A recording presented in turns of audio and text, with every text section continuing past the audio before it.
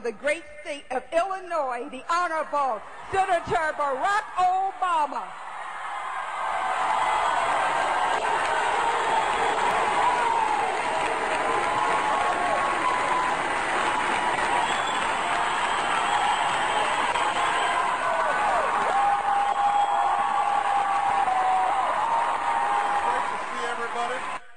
If elected President of the United States, would you agree in your first 100 days to meet with a delegation of representatives from these various community organizations, the campaign for community values?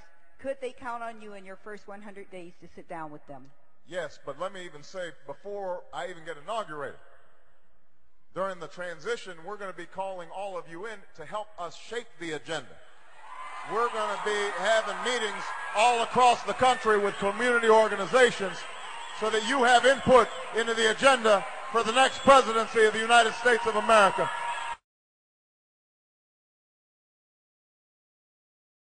Who is Barack Obama? A man with a political baptism performed at warp speed. Vast ambition. After college, he moved to Chicago, became a community organizer. There, Obama met Madeline Talbot, part of the Chicago branch of Acorn. He was so impressive that he was asked to train the Acorn staff. What did Acorn in Chicago engage in? Bullying banks, intimidation tactics, disruption of business. Acorn forced banks to issue risky home loans, the same types of loans that caused the financial crisis we're in today. No wonder Obama's campaign is trying to distance him from the group, saying Barack Obama never organized with Acorn. But Obama's ties to Acorn run long and deep. He taught classes for Acorn. They even endorsed him for president. But now, Acorn is in trouble. There are at least 11 investigations across the country involving thousands of potentially fraudulent Acorn forms. Massive voter fraud. And the Obama campaign paid more than $800,000 to an Acorn front for get-out-the-vote efforts, pressuring banks to issue risky loans. Nationwide voter fraud.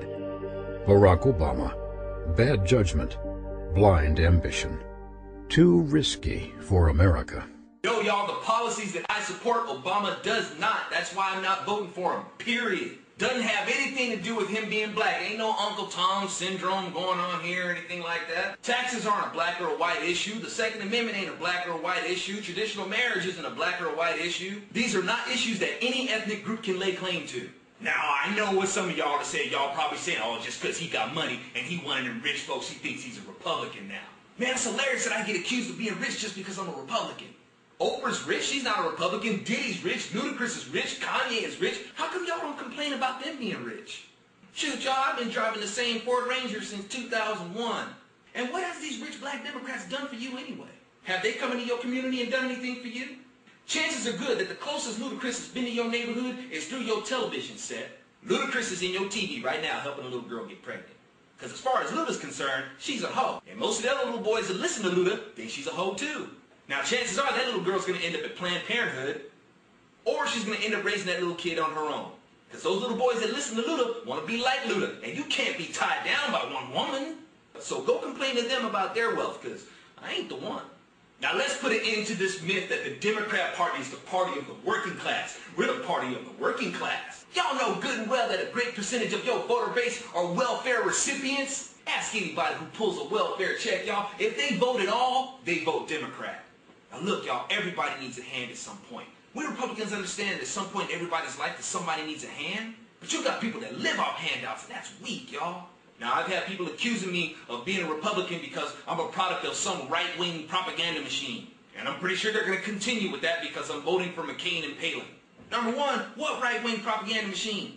Don't y'all know that there's more money and more propaganda in being against America, against the war, and against Bush? Please allow me to enlighten you to something. My mama is a Democrat. She was raised with 16 siblings, and all of her siblings are Democrats. All the cousins that I know about, Democrats. Now this is just my mama's side. I got a big family. My father is also a Democrat. He was raised with 7 other siblings. All of them, Democrat. All my cousins, the ones that I know about, all Democrat. I got a big family. I come from a huge family of Democrats. That's brainwashing level number 1. I live in California, just about the most liberal state in the union. I'm surrounded by liberals. Brainwashing level number 2. I'm in a state loaded with Democrats. For 16 plus years, I have learned from the public school system, a system that is beset on indoctrinating our children with liberalism. Brainwashing level number 3. Our public school system that is run by the liberal Democrat Party and has been for decades. Y'all, I was raised on Sesame Street, and I love Sesame Street, but it's a liberal show. I'm a musician. I've played in bands in Hollywood. And everybody knows that the entertainment industry and the news industry is dominated by liberals. Now, the things that I just mentioned constitute a Goliath-sized brainwashing machine. But I escaped the plantation. You haven't. You've got these liberals that are constantly accusing me of being a product of some right-wing propaganda machine or a right-wing propagandist myself. Yet despite their constant accusation, they've yet to tell me who this right-wing propaganda machine is that I'm submitted to. You can't tell me who I'm submitted to. I can tell you who you're submitted to. I just told you. I'm a free thinker, y'all. It's you liberals who are submitted to pop culture conformity. So let it be known, y'all, the powers that be don't have me. They got you. They have been farming your votes for decades. For you are ballot cattle for the Democrat Party. It keeps their livestock fat with a healthy dose of pandering. Here's some feed for your victim mentality. Here's some feed to keep your prejudice against the Republicans so you'll vote against them and vote Democrat instead. Here's some feed to stimulate your animosity against the rich as if a poor person can give you a job. Democrats keep that livestock fat with them welfare checks and them food stamps. Then here the dependents come right on time on the 1st and the 15th, like chickens running out to the yard waiting to peck that feed. Here, sucker, sucker, sucker, sucker, sucker. Y'all, they got you. They been had you. The system that you hate so much is the very system that you keep giving power to. And right now, Obama is the face of that power. And this power is enforced by many agents, y'all. From Keith Olbermann to Diddy. From Jon Stewart to Barbara Walters. It pains me to see y'all still on the plantation with chains on your brain. I escaped, y'all, and I'm trying to come back and pick the lock on them shackles that you still have on you. You know, when people put crabs in a bucket, they don't have to put a lid on it. You know why? Because if a crab tries to crawl out, another crab will grab it and pull it back down in there with it.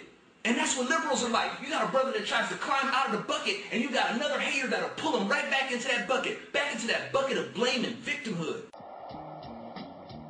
You are the instruments that God is going to use to bring about universal change. And that is why Barack has captured the youth. And he has involved young people in a political process that they didn't care anything about. That's a sign. When the Messiah speaks, the youth will hear. And the Messiah is absolutely